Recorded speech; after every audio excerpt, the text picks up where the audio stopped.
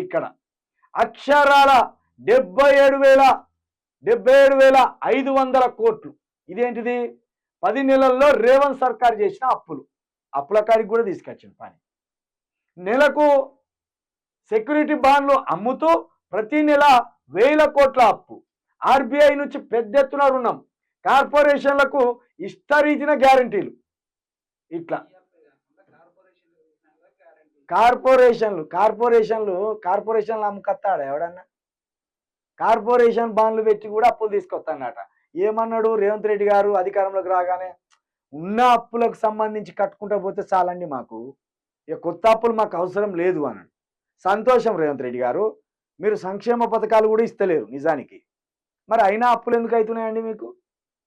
నిజంగా మీరు 2,000కు బదులు 4,000 రూపాయల పింఛన్లు ఇస్తానంటేనేమో నిజంగానే ఇచ్చిన హామీని నెరవేర్చడానికి అప్పులు తీసుకొస్తాను బాండ్ రూపంలో అనుకుంటే అది వేరు.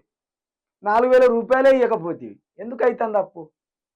ఇంకా మా మహిళలకు 2,500 రూపాయలు ఇయ్యనకపోతే ఎందుకు అవుతుంది అప్పు? 7,500 రూపాయలు రైతులకు రైతు భరోసా వేస్తేనే లేవా? ఎందుకు అయింది అప్పు? నువ్వు కొత్తగా ఇచ్చిందేమో చెప్పు. మీరు దయచేసి ప్రజలారా కామెంట్ పెట్టండి. రేవంత్ రెడ్డి గారి ప్రభుత్వం కొత్తగా ప్రజలకు ఇచ్చే సంక్షేమ పథకాలు ఏంది? గతంలో ఉన్న దానికంటే ఇప్పుడు ఇచ్చేది తీసేసిన ఎక్కువ ఉన్నాయి.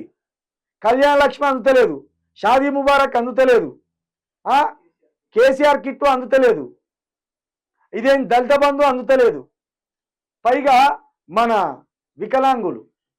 వికలాంగులు వాళ్ళ పాత చెప్పులు తీసుకొచ్చి సర్కారు మెడలు ఎత్తారు ఏదో ఒక రోజు.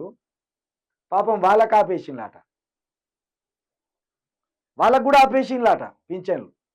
ఇక ఇది ఇట్లున్నదంటే కనీసం నీ సర్కారుని కావలిగా వస్తాను పోలీసు వాళ్ళు. వాళ్లకు టీడీఎస్లు ఇవ్వకపోతే, టీఏడిఏలు ఇవ్వకపోతే వాళ్ళు 8 నెలలు 9 నెలలుగా వాళ్ళు ఎడతానులే అప్పులు కట్టుకుందాం వీళ్ళు టీఏడిఏలు వేస్తే అని. మరి అయినా ఇన్ని అప్పులు ఎందుకు తెస్తాను మీరు? దేనికి అవుతున్నాయి మీకు అప్పులు? అంటే ఈ అప్పులు చేసి కూడా మంత్రులు దోసుకుంటారా?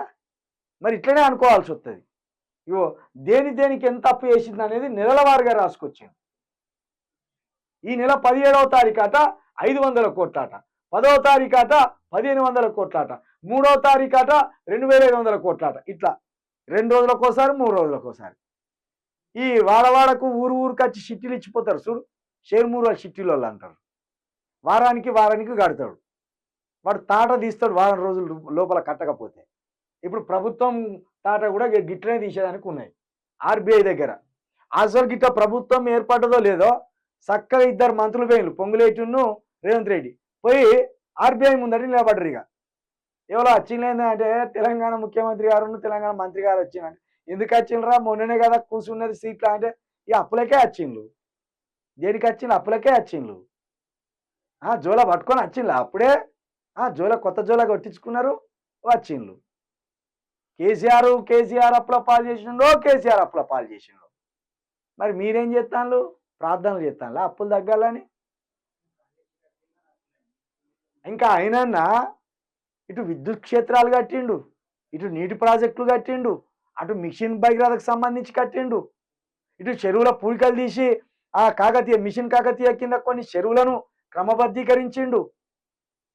ఇన్ని చేసిండు ఆయనే. 200 ఉన్న పింఛను 2,000 చేసిండు.